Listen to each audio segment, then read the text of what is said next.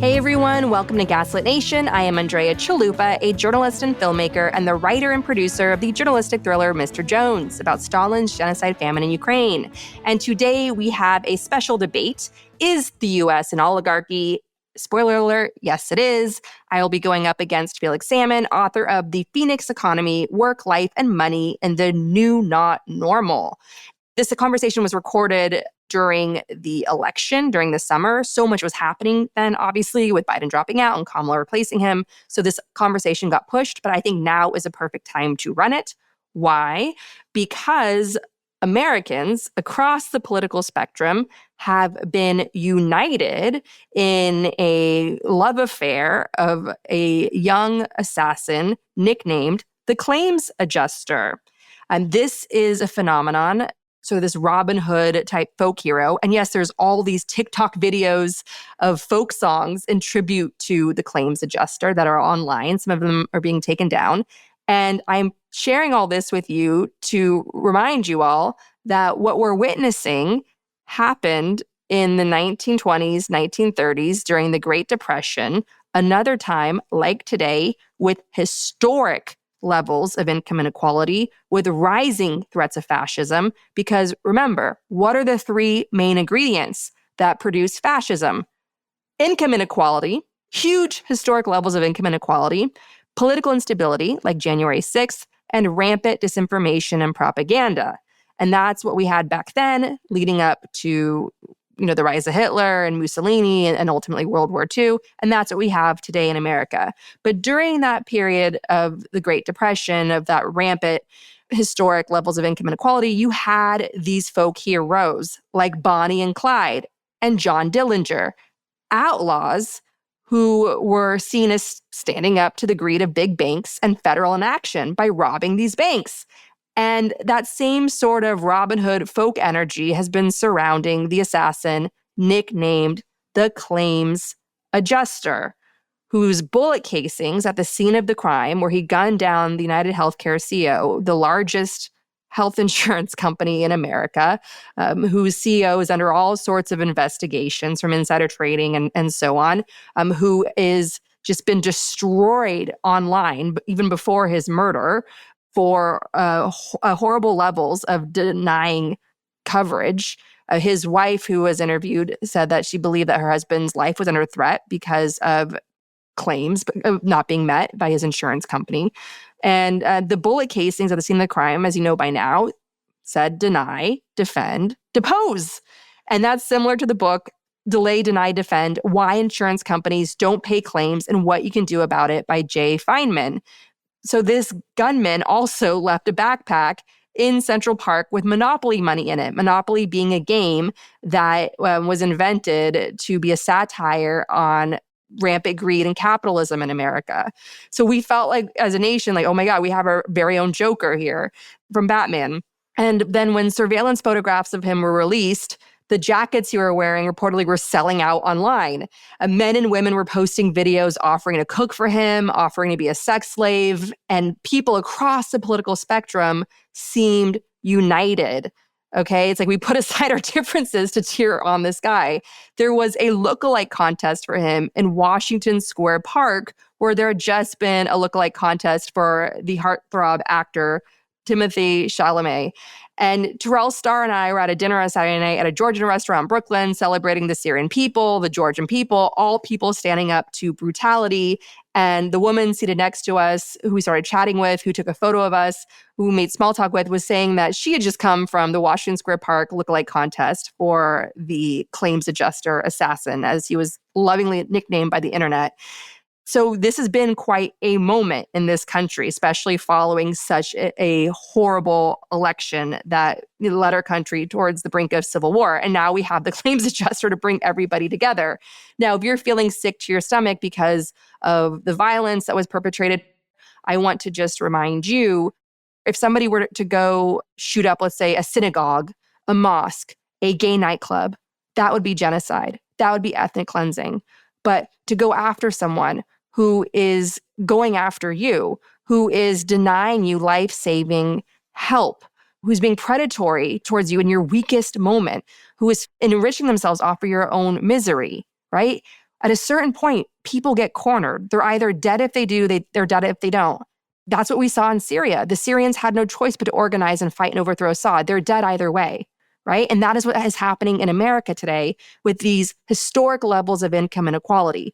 And instead of the rich getting together and saying enough is enough, we need to come up with a sensible tax plan, not paid for by the poor and middle class. We need to come up with smart public safety nets, or else our heads are going to be on the chopping block. Instead of doing that, they're investing all their money in billionaire bunkers to hide from us, to hide from people. They're investing their money into rockets thinking they could escape us into space.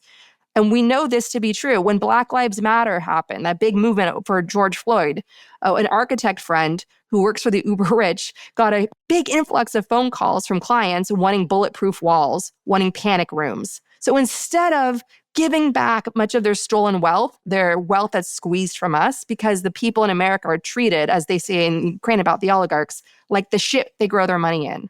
It's called the shitification of America. All these services plummeting down in quality, right? Just like with our health insurance. It's insane the stuff they make us pay for now. All of these monopolies that are gobbling up all of these companies. So you can't even fight back. You don't like one service? Well, if you go to the competitor, it's owned by the same corporate giant, right? So that's the big threat that we're all under. It's not Putin. It's not Assad. It's the corporate greed.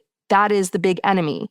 And if you work in media, large or small, if you're an activist, the best thing you can do is focus on that, because that is the way you're going to force through sunlight. That is the way you're going to force through reforms. That is the way you're going to unite this country. Because if we can take anything from this tragedy, if we can take anything of good, of value out of it, it should be this, that we saw for a moment that Americans could be united. And what they want to be united about is being treated fairly and with dignity, and that their lives are safe. And the corporate greed right now is endangering our lives. And there's going to be more copycats, just like Luigi Mangione, the young man that was arrested for being the claims adjuster assassin, just like he turned to Ted Kaczynski, the Unabomber, and was essentially a copycat of Ted Kaczynski, the Unabomber, leaving some heartfelt review about his book online and basically saying, like, it's time that we take action. Violence is the only answer. That's the only way you fight back against these predators. Just like Luigi Mangione was a copycat of the Unabomber, there's going to be more copycats coming. There's no place to hide from this. You're all scrubbing your websites, taking your photos down. You're calling up all of these private security firms. Are you going to live your entire life in a prison in fear because you want to fatten your wallet even more? You want to buy 5 more homes, more yachts, private island? Like, where does it end? At a certain point as a society, we have to come together and say that this level of greed that we're collectively suffering under, no matter your political affiliation, is a form of mental illness. It is a form of mental illness. And now this young man, Luigi Mangione, who, yes, was born into a rich, old, politically established family, was given life on a platter, the best private schools, an Ivy League education. He could travel the world as he did to Hawaii and Japan. He had all the leisure to be well-read, well-spoken. I see people online are trying to peg him. He commented on a Tucker Carlson video. He made fun of this person, that person. It's like, he's not of the left or right. He is a human being, first and foremost. There's no label to put on this guy. There's no larger conspiracy of him as a human being. He is just a kid that was taught that his voice matters in the world, that he matters. He was valedictorian. He gave speeches. And then when reality hit him through, a bad back and bad back surgery, he finally just snapped. But he was somebody that was raised in an elite environment who was told that he mattered, his voice mattered. And so that's likely why he felt empowered to take this matter in his own hands and fight back. Just like the Unabomber Ted Kaczynski came from an upright background.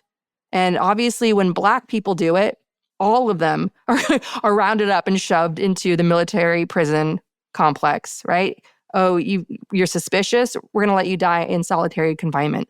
Right? There's so many stories of that came out, especially with George Floyd. But when you have a white boy do it, suddenly everyone takes notice and they become a folk hero. And his life is destroyed. His family's life is destroyed as well as his victims. So let's bring something positive out of this. And let's focus on the fact that what we witnessed this week is that we are far more united than divided as a country.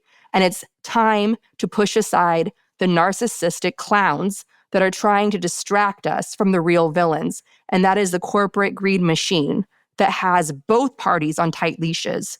We need to start moving the lens deeply onto those people and forcing through reforms and working with so many different Americans across this country, no matter what their affiliation is, no matter who they voted for, and joining together to force through these reforms. The reason why the far right pushes these culture wars and scapegoats trans people, scapegoats gay marriage, scapegoats women, and abortion healthcare, the reason why they create these culture wars is to divide us and keep us bickering online instead of building real, lasting reforms, which is economic reform for everyone, a free, fair, livable future for all.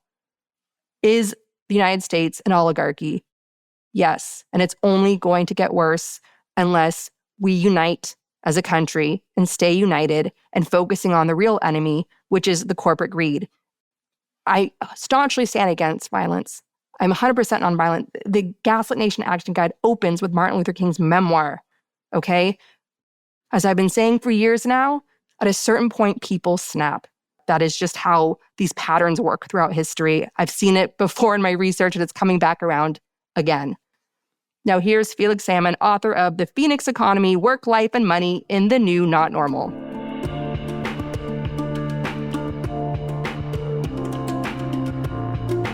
So Felix Salmon is the author of the must-read book, The Phoenix Economy, Work, Life, and Money in the New Not Normal. If you need a guide to help you navigate this time that we are in. And he is also a stellar human being. I want to share some personal favorite stories about Felix, all carefully curated for mass consumption. So Felix one time let me show up at his house with boxes to collect as many books as I wanted. And he kept throwing more and more books at me that I then donated to a business school in Lviv, Western Ukraine, during the early years of Russia's invasion. That was very kind of you, Felix. I left your home with just boxes, an entire library of business books, thanks to you. And then when I was in Poland, a totally bright-eyed and bushy-tailed first-time screenwriter about to embark on a journey of getting my film produced by the great Agnieszka Holland as director, I was scared out of my mind, and the wonderful props department and art department, because it was a very indie production, kept calling on me to help them with their English props. And so I called on Felix back in New York for his help. And just to give You're like, you know how to write an Englishman's letter? I'm like, I have no idea. No, people have to understand. In the film Mr. Jones, in the very beginning, where James Norton is receiving a letter of recommendation from World War I Prime Minister, Welsh statesman Lloyd George, he is handed a letter. I wrote that letter, and then a props person typed it up. And the letter that I drafted in a Google document from what would Lloyd George write at the time for a young Gareth Jones, I then sent to 5 different British friends, and they all maybe tweaked 1 or 2 things. Felix Salmon sent it back to me with track changes and 12 different editing bubbles. Like, he did a full-on chiropractic overhaul of this letter, and that was the draft that was ultimately in the film, which you don't even see. But that's the letter of detail that went into this masterclass production. There you go. And I didn't even get an executive producer credit. I'm pretty sure I crammed your name in a long list of names, but if not, this is it. Consider it this. And there's so much more to our story. We can do an entire podcast about it, Felix, because I've grown a lot as a person getting to know you. When I first met you, I experienced about a xenophobia towards the English. Understandable. Because, and that taught me a lesson that xenophobia is always wrong, because I ended up ignoring your advice on something because I couldn't stand you at the time. But then I worked through those feelings and I understood that you're ultimately right and that xenophobia is wrong. And now I love all English people, except for the fascists. Except for like everyone who voted for Brexit. Exactly right. Those people can go to hell as well. Oh, and I one time got a deal on an apartment thanks to you. People have to know this. Sorry. So listen to this is really like a Felix Salmon appreciation hour. And I will take it. I will sit here and just like listen to how wonderful I am for an hour. Oh, but the final tidbit I want to share. I was desperate to find an apartment in New York City, and I was going around trying to avoid those apartment fees, real estate broker fees. And I found a young man who was willing to sublease his place. And I casually mentioned that I was working at Condé Nast Portfolio at the time. And he's like, oh my God, Felix Salmon works there. I'm like, I know him. You want to meet Felix? And so I got this apartment, I called you. I'm like, Felix, you got to meet this guy so I can get this. And you did. And you graciously did. And I scored an amazing apartment thanks to you. You're a dear friend. I love you dearly. Now let's get down to the brass tacks. What is going on with Trump's Truth Social? And yes, it is a money laundering operation, isn't it? Probably not yet, because it has almost no revenues. Like if and when it starts selling a bunch of, ad products or whatever it is it's supposed to be selling to a bunch of foreign states who claim to just be buying advertising, but are really just trying to funnel money to Donald Trump because he owns most of the company, then yeah, that looks skeevy as all hell. But that hasn't happened yet. Right now, the revenues are broadly non-existent. So insofar as it's a money laundering operation, there ain't a lot of money passing through it to launder. It's a very small scale money laundering operation, but it does have the potential to become one for sure. But wouldn't you be buying access to him and getting in his good graces by putting money into that black hole of an operation? Yes, absolutely. So anyone who is giving money to Truth Social, who is buying their ads, or I have no idea what Truth Social's revenue model is, but it doesn't have many revenues. But anyone who is giving revenues to Truth Social is indeed effectively giving money directly to Donald Trump without having to declare that. So insofar as anyone is giving money to Truth Social, which, as I say, not very many people are doing right now, but insofar as they are, they know that money is effectively a way of giving money to Donald Trump without having to go through various, disclosure requirements that you would if you normally gave money to a politician.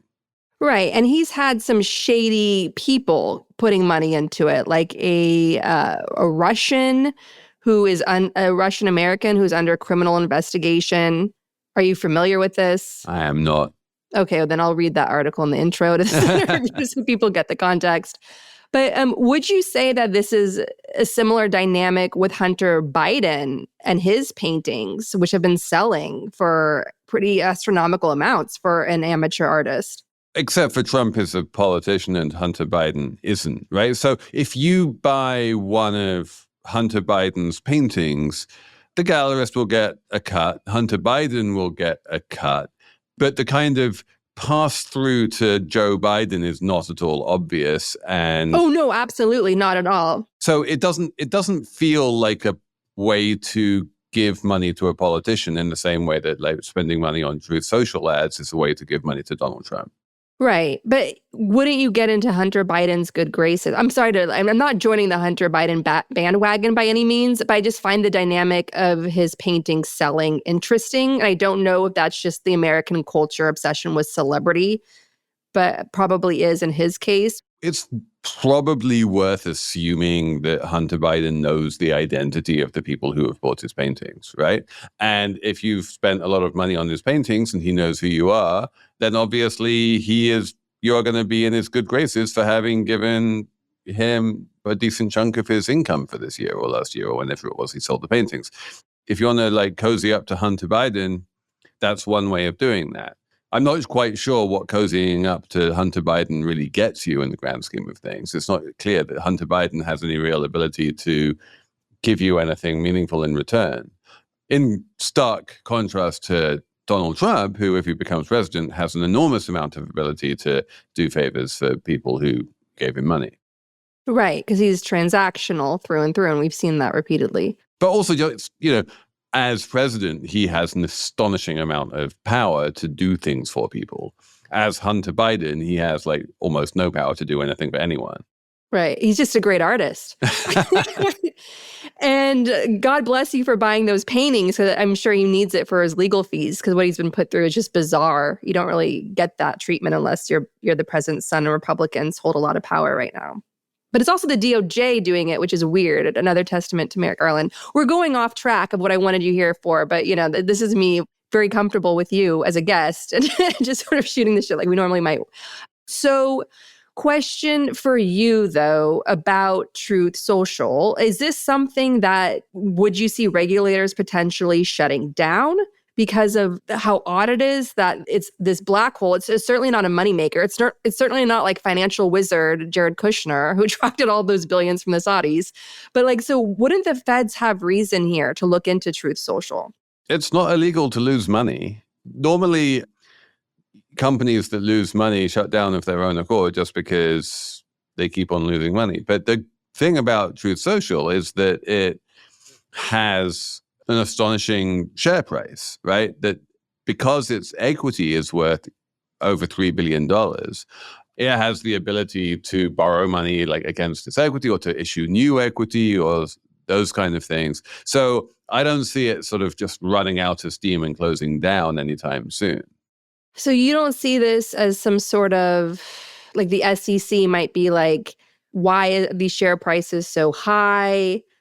What is the end game here? Is this just a Ponzi scheme at the end of the day? You don't see the SEC going in on this, or any sort of thread that they could pull. Look, I mean, meme stocks are not illegal, right? There are lots of stocks that trade at crazy valuations, and there's nothing illegal about that. A stock price is just what someone is willing to pay for it. So, and there is no suggestion that there's anyone doing anything untoward in the stock market in terms of the supply and demand for TJT stock, right? People are buying and selling it every day on the open market, anonymously. And anyone who wants to buy it can buy it, and anyone who wants to sell it can sell it. And there's no particular reason why the SEC should have an issue with that. Because the SEC really doesn't do much at the end of the day, does it? The SEC does a lot. Does it, Felix? Yes, it does. I mean, the SEC is, it cracks down on frauds. And Truth Social, or Trump Media and Technology Group, as it's known, it looks like a kind of barely competent company that is losing money and no one in their right mind would ever buy shares in. But that's not illegal. And in fact, the SEC really dragged its feet on allowing it to go public. The SPAC announcement, the way that it went public by this thing called a SPAC. The SPAC announcement was years before the SEC finally said, okay, yeah, we'll let you go public. The SEC really did apply a lot of scrutiny to this, and the final listing of the company was delayed for a very long time. But yeah, they did that. They allowed it to go public, and now it's public. Rupert Murdoch's Wall Street Journal, Rupert Murdoch's notoriously Republican editorial board, Justice Alito running to the Wall Street Journal to try to defend himself when Jesse Eisinger and his team at ProPublica was was investigating Alito and Thomas for their corruption on the Supreme Court, accepting money from all sorts of Republicans and dark money groups that were associated with cases that they were going to chime in on, and so on. Rupert Murdoch has worked so hard using disinformation, using oligarch ownership of media that he's swallowed up to push America towards a cliff of dictatorship. He wasn't a huge fanboy of Trump. He was friends with Jared and Ivanka. And it just goes to show that the Wall Street Journal editorial board, its owner, the Supreme Court that relies on it for protection, all of those anti-democratic forces, what they ultimately are driving us towards is dictatorship here in America. What are your thoughts? I think that Rupert Murdoch is a very complicated human. I think that he is mostly motivated by money and not by ideology. I don't think he's particularly ideological. His father, though, was a eugenicist. The real right-winger in the family is actually his son, Lachlan. He is much more of an ideologue than Rupert was. Remember that Rupert supported Tony Blair in 1997 in the UK. Well, that's because Blair was pliant, as George W. Bush found out. Well, I mean, that's the whole point. Rupert likes politicians who will do what he wants them to do and who are going to be good for his business. And that's much more important to him than what their politics are. And, he famously broke off an engagement with Anne Leslie Smith, or whatever her name is, when he realized that she was a completely batshit Republican who thought that Tucker Carlson was the second coming of Christ. And he doesn't like Trump very much. And he doesn't have a lot of patience for bullshit, but he does love money. And he does know that in the American media universe, there's a lot of sort of left liberal / kind of centrist publications, and there's very little on the right. And he made an absolute fortune by creating this product, Fox News, that took advantage of that vacuum and just became the place that everyone on the right decided to get their news. And that made him over $1 billion a year. And it was the $1 billion a year that he liked much more than the politics. The politics of the Wall Street Journal editorial page long predate the acquisition of the Wall Street Journal by Rupert Murdoch. That was there for decades before Murdoch took over. And I can assure you that if the Wall Street Journal was still owned by the Bancrofts and Murdoch had never bought it, they would have published exactly the same thing. So yeah, Murdoch is complicated. I'm not saying you're wrong. And I do think that someone like Donald Trump is going to be much more likely to lock up journalists than someone like Joe Biden. That's absolutely true. And I'm quite sure that were that to happen to any member of Murdoch's journalists, publications, he would be very, very cross about that and calling up the president and saying, you've got to release this person. But yeah, I think your point is well taken, that locking up journalists is one of the many, many risks of electing would-be autocrats. Mm-hmm. And what do you say about Wall Street lining up behind Trump? What are you seeing there? And why do you think, it's just money at the end of the day. I already know. I'm asking you questions I know the answer to because it's just fun. But what are you seeing there with Wall Street? Just they can't wait to get Trump elected and protect their tax cuts, which are, deepening the U.S. debt and so on. My question to you is really this. It's insane how Wall Street would do this. So many are fundraising for him and on Team Trump, despite the fact that we all witnessed him try to violently overthrow our democracy. And you see these business elites again and again in the rise of fascism. They're there with Hitler and Pinochet and Mussolini and so on. If they're so going against their own self-interest, because as we see with Putin's Russia, you lose autonomy. If you have a fortune, you lose autonomy. Your fortune could be seized if you dare step out of line. We've seen that again and again under Putin's Russia. But so my question is, at a certain point, the level of money that they have and just not acting in their own self-interest here when it comes to Trump, because it would harm them too if we were to become a dictatorship. It'd put them at risk and their children's future, certainly. At a certain point, the amount of money that they have cannot buy sense. So are we, what are your thoughts on that? What their motivation ultimately is? I'd ask you who you're talking about. Let's see, John Malone, I believe it was. And then there's a whole list. John Malone is not my idea of Wall Street. There was a period, call it the Clinton-Obama years, where the Democrats made serious inroads into Wall Street, which was historically a very Republican neighborhood. And you date it from when Clinton appoints Bob Rubin as Treasury Secretary, who came over from running Goldman Sachs. And then, all the way through the various Wall Street friendly Treasury Secretaries that Clinton and Obama appointed. And the way in which the Democrats started getting a reputation for fiscal responsibility compared to the Republicans, who just seemed to spend a lot of money on tax cuts and wars and never really did anything about the national debt. And so Wall Street didn't like that. And so by the time you get to the Trump-Clinton matchup, Wall Street is really kind of behind Clinton. Clinton is a known quantity. Trump is a chaos monkey.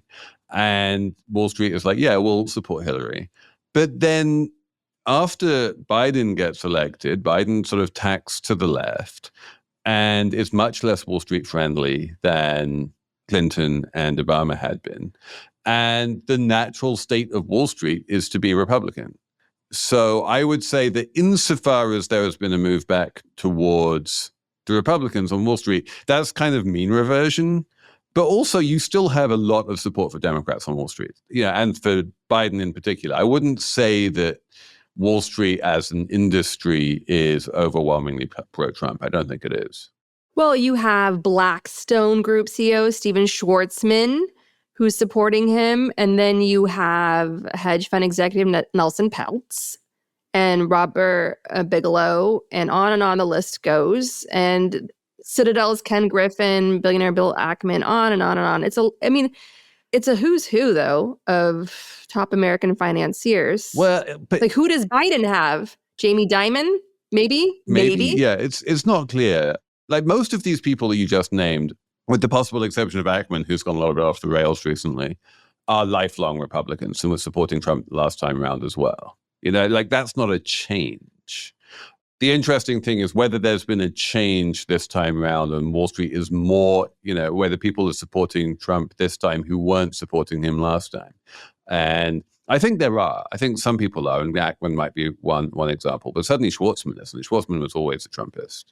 What about Biden? You mentioned that Biden hasn't been great for Wall Street. In what ways?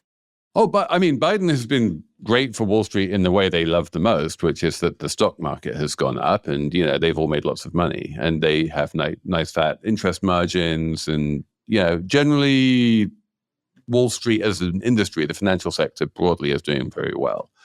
There was a big rate hike a couple of years ago and Silicon Valley Bank imploded and a bunch of bank balance sheets look a bit dodgy because of, mark-to-market mechanisms when rates go up. But broadly speaking, Biden has not been bad for the markets. He's not been bad for Wall Street. So I do think he appointed Lina Khan to run the FTC. He's been by far the most aggressively pro-labor president that I can remember in my lifetime. And ultimately, if what you're looking at is the great back and forth between labor and capital, like where is the power held? Is it held with capital or is it held with labor? Biden is absolutely unambiguous that his sympathies lie with labor. So the owners of the capital are going to not like that. Okay, so let's now brace ourselves. I'm going to ask you a question. I know what your answer is already because we talked about it before you came on the show. And I know where I stand. I know where you stand. And no matter what, we love each other, okay? Okay. Okay, here it goes. Is the U.S. an oligarchy, yes or no? Yes. Whoever answers first wins the debate. Congratulations on winning the debate. So yeah, I would say no. The first question being who are these putative oligarchs?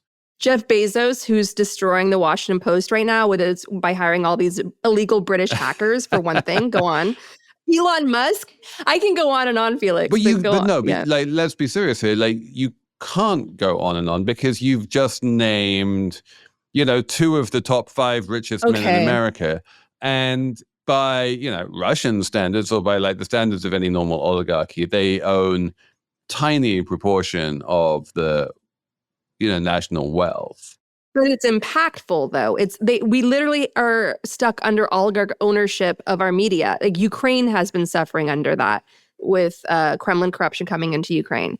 So I would argue it's what they own that matters, that makes a difference. Let's be absolutely clear about this. Where do most Americans get their news? The answer is the vast majority of Americans get their news mainly from broadcast TV networks. There are 3 main broadcast TV networks: ABC, CBS, NBC. None of those are owned by an oligarch. There is also big radio networks, APM and NPR, not owned by oligarchs. There's basically one big national newspaper, the New York Times, not owned by an oligarch. There is a lot of smaller newspapers, some of which, I guess you could make the case, you did make the case that the Washington Post is owned by an oligarch, although Jeff Bezos, by all accounts, has been, has not meddled in the coverage in the way that someone like Rupert Murdoch would. But his recent hires are creating a crisis there at Washington Post. So there's a mini crisis at the Washington Post right now with Will Lewis, and, they'll get through that one way or another. But like to point to there's a mini scandal. And by the way, like just to be... Well, I'm not done. We're just starting the conversation. I've got more examples here. Who published a, 4-story byline going deep on all of the problems with Will Lewis and his history with phone hacking in the United Kingdom? The Washington Post. So that is not the behavior They're independent as of this time. Of a newspaper that is owned and controlled by an oligarch. You wouldn't get like Sarah Ellison out there reporting, doing tough reporting on her own boss. Like you wouldn't get that in a Murdoch paper. Like Murdoch would never allow that kind of behavior. Okay, so I would look more then. I mean, it's all taken together. Do I think America's Russia? No. Russia has entered totalitarianism. That's where Russia is.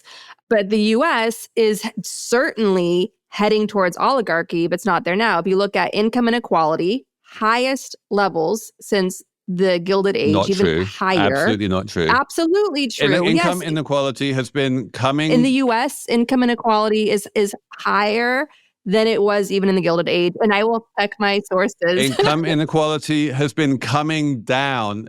I just finished Thomas Piketty, his Equality. And yes, I understand in the larger scheme of things that more and more people are being raised out of poverty. And it is a miracle where we are today in the world. But I'm talking about the US specifically. I'm talking about the huge change that we've seen in the US since 2020, basically, since the pandemic hit, has been the largest decline in inequality that we have ever seen. Now, what happened is that you created this massive labor shortage for reasons that we can go into.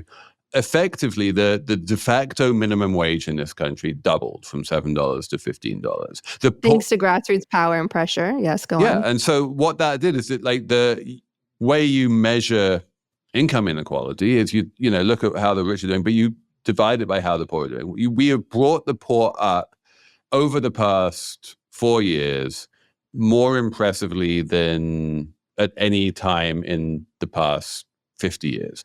And income inequality has declined as a result. And the bottom 40% of the United States population by income has never done so well as they have done in the past 4 years. And if you're worried about income inequality, and you should be, then you should be cheering the incredible progress that has been made in the past few years. Where is that coming from specifically? It's coming from the fact that we used to live, like pre-pandemic, we used to live in a world where demand for jobs exceeded the supply of jobs, and especially sort of what's known as like low skill, entry level, low wage jobs, right? And so employers could screw over their employees and pay them nothing, and the employees just had to accept whatever they were given. And then that entire dynamic got flipped on its head, and there weren't enough workers to go around, and all of the McDonald's and Amazon warehouses and Walmarts and fast food joints and everything, like they were all competing for a small pool of workers, and the workers started agitating for $15 minimum wages and sometimes much more than that. And they started receiving them because that was what the employers needed to do in order to find those workers. It was just exactly what I was talking about earlier, the pendulum swinging away from capital and towards labor. And the people who really benefited from that were the people with the labor, the workers, and especially the low-paid workers, the hourly workers. They did really well over the past 4 years. Yeah, no, absolutely. And I think I do agree with, you did see this pushback of workers, of the labor force, because my husband was trying to hire during that time. They had to pull out so many greater perks to bring in top talent. And so this is very much a workers' market. It's not just a top talent thing. It's much like that. You kind of needed to do that to bring in top talent, but you really, really needed to do it to bring in like bottom talent. Like it was the everyday workers who found themselves with the power, because, it was the people who had been working in like hospitality for years in these miserable jobs and never really stopped to wonder whether there was an alternative. And then they all got laid off in March 2020. And then they realized, why do I want to go back? I can do something else instead. I can go back to college. I can move to a different state. And so by the time those employers like reopened in 2021, all their workers had disappeared and they couldn't find anyone to replace them. Citizens United. Look at all of the dark money that can flood our elections. If you look at the Federalist Society, Leonard Leo, he got a $1 billion war chest donation to continue to pack our courts with ideologues, and on it goes. I mean, Citizens United is a pretty perverse thing that has impacted us. We now have to work harder and raise more money, and it's exhausting. It's really straining our elections and our politics, and it's what helped bring Trump to power in 2016. A couple of things about that. Citizens United was huge and a big deal, and I don't disagree with that at all. But one, it is not obvious to me that money decides elections. It certainly didn't in 2016. Trump was massively outspent in 2016, and he still won. Number two, when you talk about... He had a lot of shocking help from the Kremlin with those email leaks and things, and with the media hanging all over the latest batch of Podesta emails. Like, there's a lot that he broke the law in several ways in 2016. So not a great example, Felix. No, that's a prime example of what I'm talking about. The prime example of what I'm talking about is that the way you win elections is not by spending money. And your point about Citizens United, breaking the law. Just kidding. Your point about Citizens United is that money helps determine the outcome of elections, and I think money increasingly does not determine the outcome of elections. And I think this is something the Democrats have been struggling with. They keep on raising huge amounts of money, and it doesn't get them elected. So that is one part. I mean, I do think Citizens United is important, but I think that if you look at the way in which every country in the world is throwing out its incumbents and is voting for weird and crazy people, Javier Milei did not win in Argentina because he had lots of money. Marine Le Pen is not going to win in France because she has lots of money. Keir Starmer is not going to win in the UK because he has lots of money. The elections are not really a function of money. I think that Citizens United is important, but it's not as sort of overarchingly important.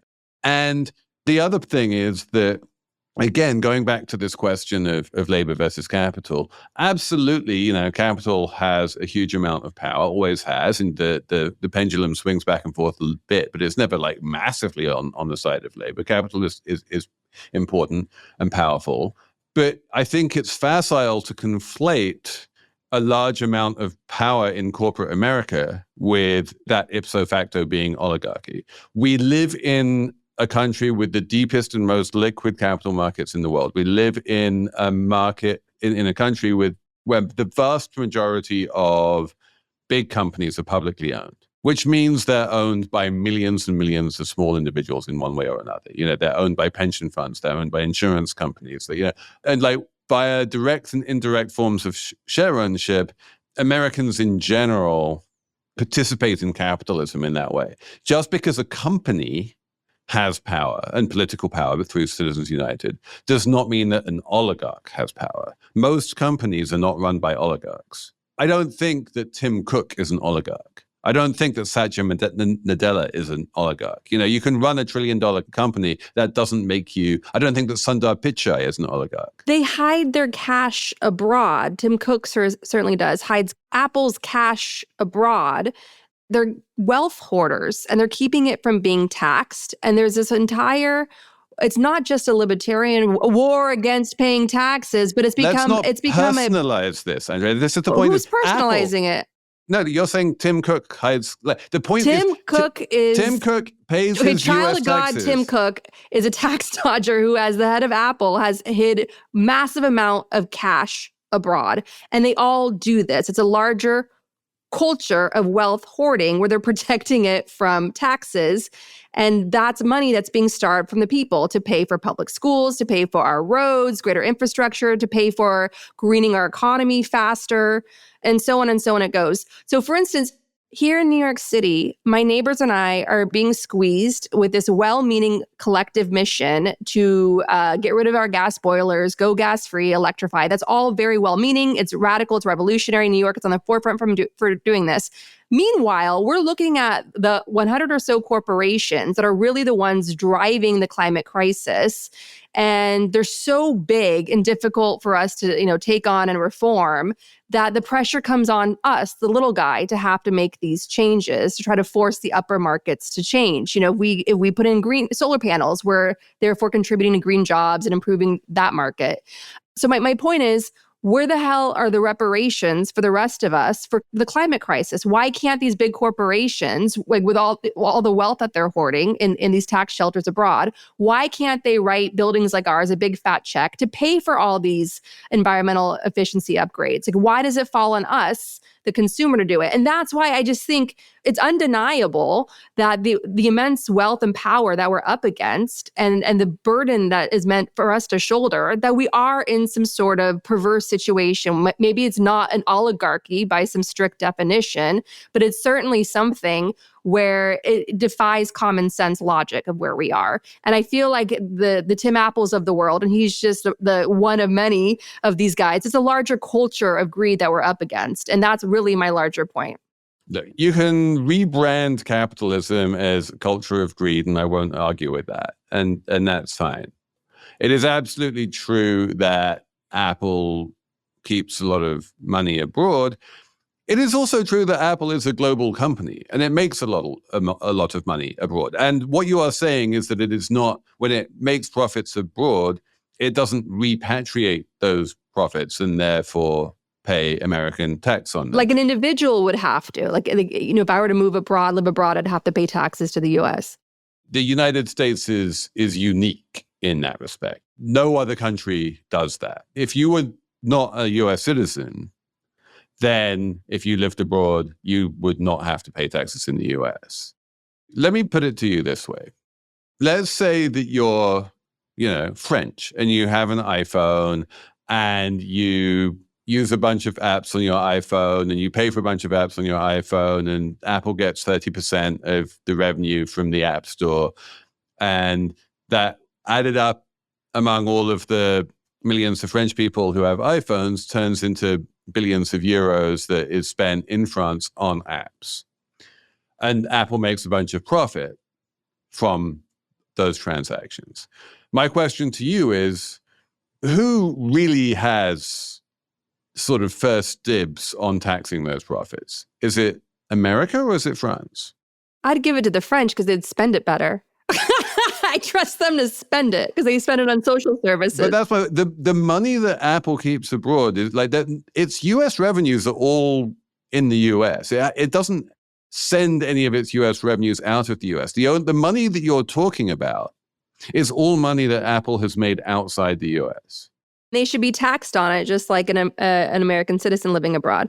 But I think it's also just the astronomical difference between what a CEO earns versus the average worker in their company. Is there a metric for measuring greed or understanding greed within these companies, sort of like the average ratio between the average worker's salary versus the CEO's would tell you some sort of metric that would be the greed index for that company? Yeah, and that's actually a number that companies have to report now. And so they have to report the ratio of CEO pay to median pay. And yeah, it's very high. It's like over 300 on average. Has reporting that led to raising pay for workers? Has there been any sort of positive outcome from that metric being forced on them? Unclear, but as I was mentioning earlier, like workers' pay has gone up. Right, because we had a pandemic and we had a sort of like a kumbaya moment, like, oh, we're all in this together. And people did find the heart in that to rise to that occasion. And workers did say, I'm not going to die for my job. There was a big cultural shift, certainly. I don't know if it's sustainable, though, given the larger trend of us still being kind of stuck with the greed is good Reagan revolution. That's where we are. I don't know if we're stuck with it. There's the popularity of socialism in America has never been higher. The number of people who say they're upset with capitalism has never been higher. I think you see this on both sides of the aisle. I think that there's a strong anti-capitalist sentiment in the Republican Party in particular. That's one of the reasons why it's so unrecognizable to the never-Trumpers and the rhinos, is that Trump doesn't quack like a Republican or look like a Republican in any general sense of the term. If you look at the labor union votes, they're hitting record highs if those votes are coming out in favor of unionizing.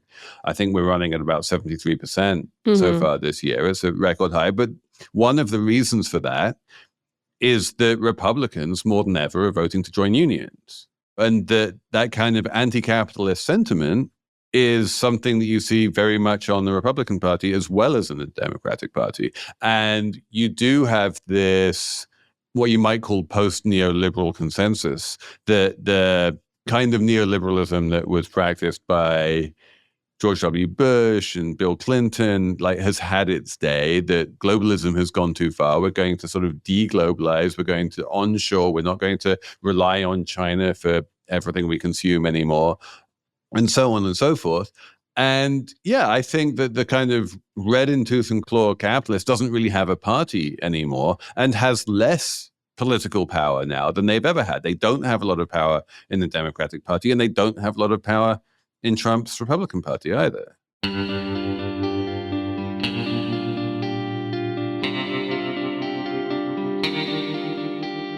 Want to join the conversation? Shape the show by becoming a member of Gaslit Nation on Patreon.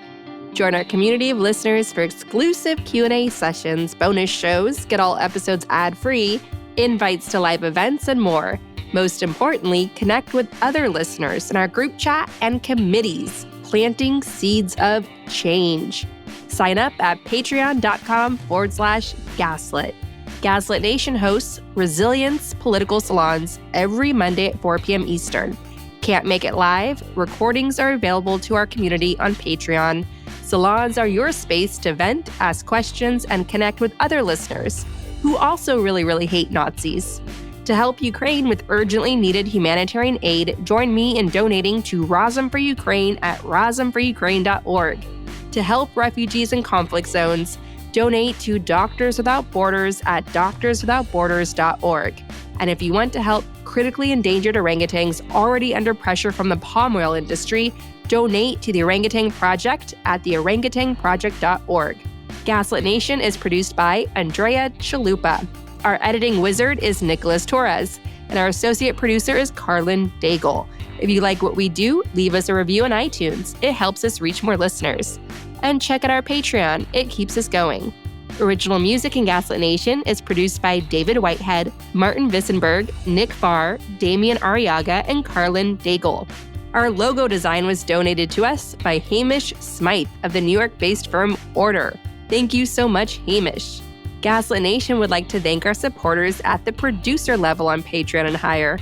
Ice Bear is Defiant, Lily Wachowski, Abby Zavos, Sherry Escobar, Sydney Davies, Work for Better, Prep for Trouble, John Schoenthaler, Larry Gasson, Ann Bertino, David East, Joseph Mara Jr., Mark, Sean Berg, Kristen Custer, Kevin Gannon, Sandra Collins, Katie Masuris, James D. Leonard, Leo Chalupa, Carol Golstad, Marcus J. Trent, Joe Darcy, Ann Marshall, D.L. Singfield, Nicole Spear, Abby Road, Jans Alstrup Rasmussen, Mark, Sarah Gray, Diana Gallagher, Jared Lombardo, and Tanya Chalupa.